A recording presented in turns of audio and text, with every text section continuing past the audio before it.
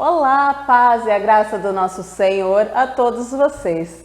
Hoje estamos aqui com uma pastora abençoada. Ela é natural de Taquari, esposa do também pastor Rodrigo e mãe do Emanuel, da Rebeca e da Esther. Nossa querida pastora Débora Tim de Borba Machado. Tudo bem, pastora? Tudo bem, a paz, né? A paz a todos vocês que estão assistindo, né? Que possamos ter, né, esses minutos, né, este tempo agradável aqui para que nós possamos, né, ter uma boa conversa, né, ser algo produtivo, algo que venha nos edificar. Amém. Já te agradeço desde já pela tua participação aqui conosco e sinta-se à vontade para falar aí com o nosso povo, sobre o nosso querido Deus. Amém. Eu fico muito feliz, né, honrada também, porque eu sei que nessa poltrona já passaram grandes homens de Deus, grandes mulheres de Deus, cheias, né, da unção de Deus. Então eu me sinto assim como Davi pequenininho, né? Vamos começar então. Me conta um pouquinho da tua trajetória, o que te trouxe para Montenegro, você é natural de Taquari, foi ali bebezinho ainda, né? Foi uma luta. Sim. Fala um pouquinho para nós sobre isso. Que nem a gente estava conversando antes, né? Logo que eu nasci, a minha mãe passou por uma complicação no parto. E aí, nesse momento, então, ela teve que, né, ser anestesiada, ser feita uma anestesia geral. E aí, para mim poder nascer, né? Para mim vir ao mundo. E aí, nesse momento, então, ela teve que ficar no hospital de Taquari. E eu vir para Montenegro, foi onde que eu fui registrada em Montenegro. Né? Então, pela certidão, eu sou registrada, né, natural de Montenegro. Mas aqui eu peguei uma infecção também, tive algumas complicações, mas aquilo que Deus tem para nós, né, é maior. E ali, então, foi aonde que tudo foi acontecendo, né? Eu tive melhoras e tudo mais. Depois da minha infância foi já um certo período em Taquari, pouquíssimo tempo. Depois em Canoas, quando meus pais eram casados, né? Então a gente morou em Canoas. Aí quando os meus pais se separaram, nesse momento então a gente veio morar na Atabaí, ali perto da Coxilha, né? Sim. E enquanto os meus pais eram separados, era aquele casamento bem complicado, né? Discussões, brigas, até agressões, né? Então ele bebia, né? Ele tinha esse problema, né? E aí depois disso, né? A minha mãe, claro, também tem as falhas dela, né? Porque o casal, nós entendemos hoje que o casal é meio a meio, né? Sim. Mas também não justifica a agressão, né? E aí com isso eles acabaram se separando e a gente veio morar na Atabaí. Ali na Atabaí, a gente estava naquela questão de procura de casa. A minha mãe tinha que vender a casa que nós estávamos lá em Canoas para poder comprar ali. E aí nós paramos uma casa de uma amiga dela, né? E nessa casa dessa amiga, então ali a gente parou um tempo, a gente ficou um pouco ali.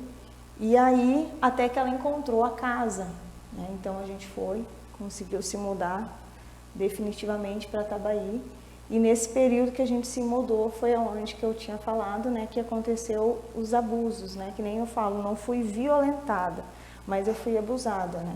Então nesse momento foi aonde que o marido dessa amiga da minha mãe na época, ele pegava e chamava, ele sempre era cercado por crianças, né, sempre foi, e aí ele chamava, né, chamava a mim, e sentava no colo dele. Só que a criança inocente, né? Sim. Ah, o tio quer dar colo, né? O tio quer dar colo.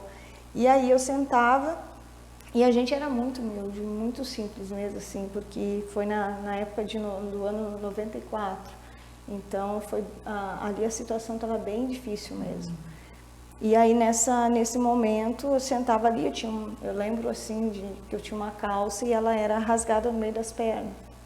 E nesse momento, ele botava a mão, né, colocava o dedo, essas coisas assim. E aí era, né, toda vez que a gente ia lá na casa deles, era sempre a mesma coisa, né.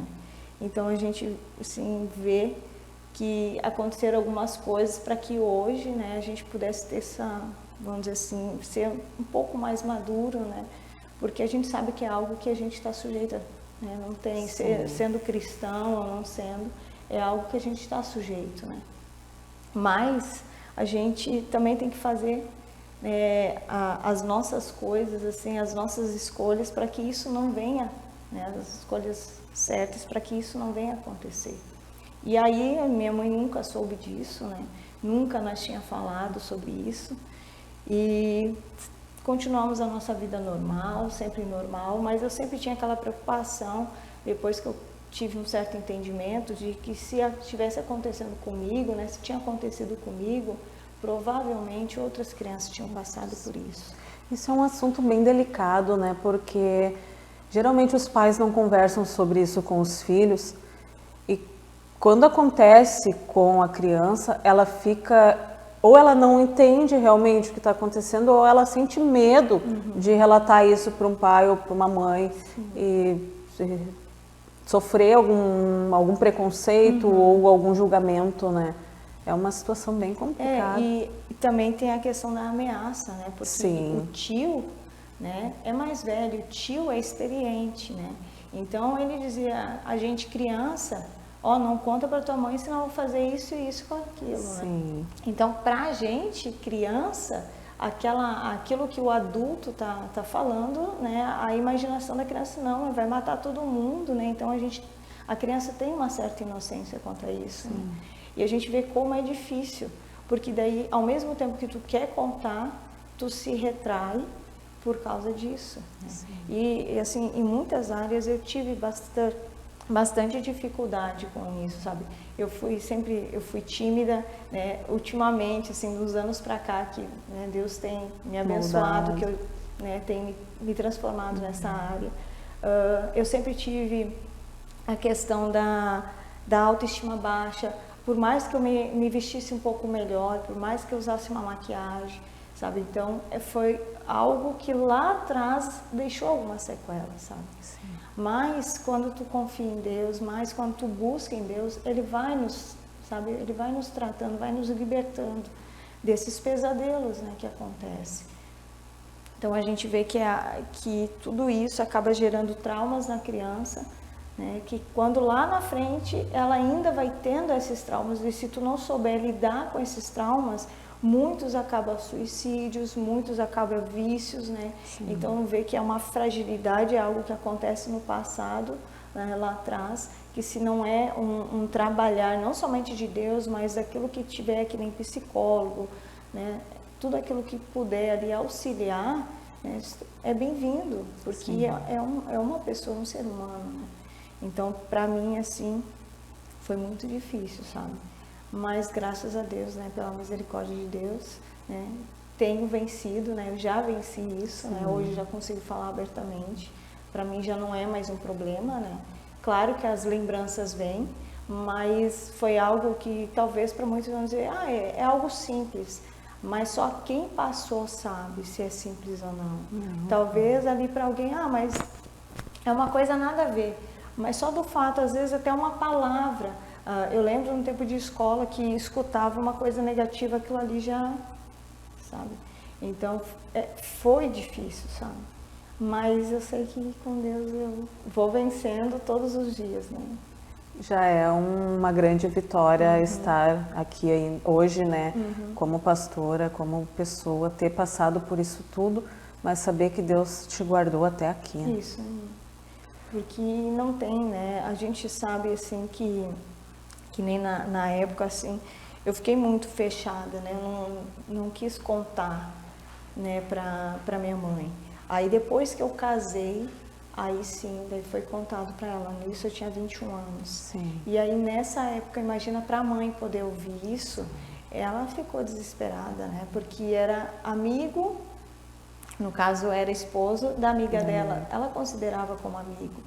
E saber que a filha dela, né? Então aquela que a mãe tem o cuidado, a proteção.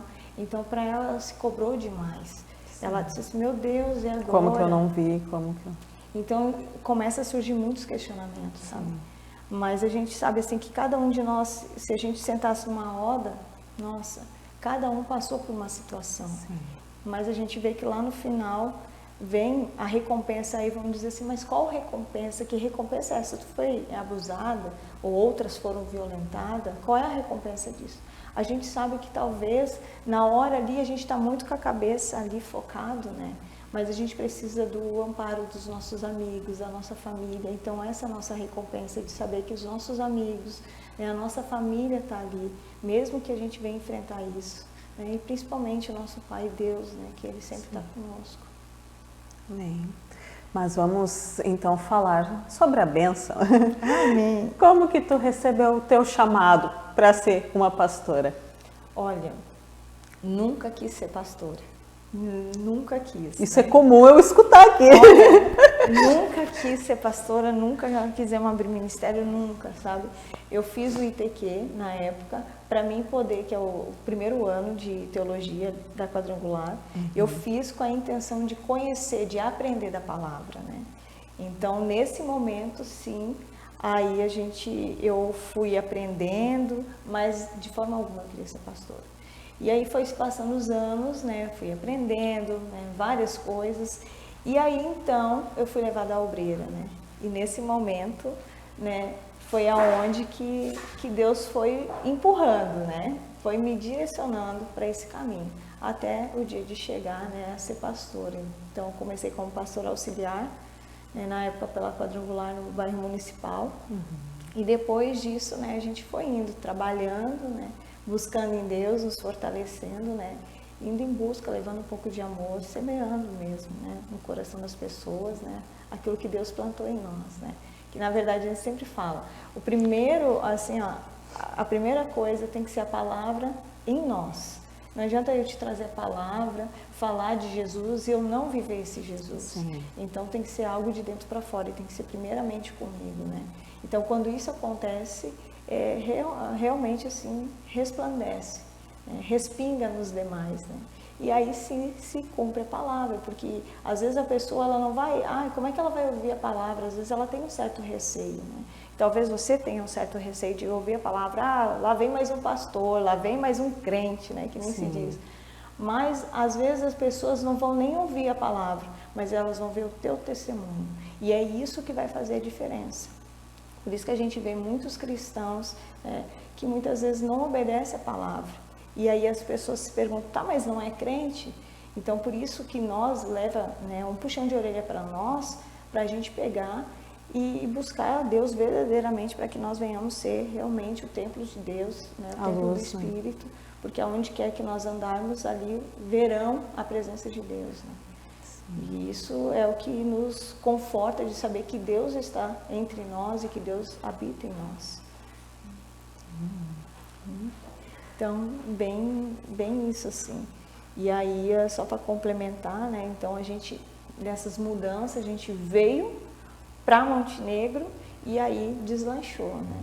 Então, essas coisas assim, a gente vê que é um trabalhar de Deus assim em tudo. E hoje a gente mora aqui, né? A gente tenta estar junto com as pessoas, com os pastores, com os irmãos, não importando a placa, sabe? A gente vê assim, ó, que eu lembro que já na parte da adolescência, o Espírito Santo, eu tinha algumas falhas, né?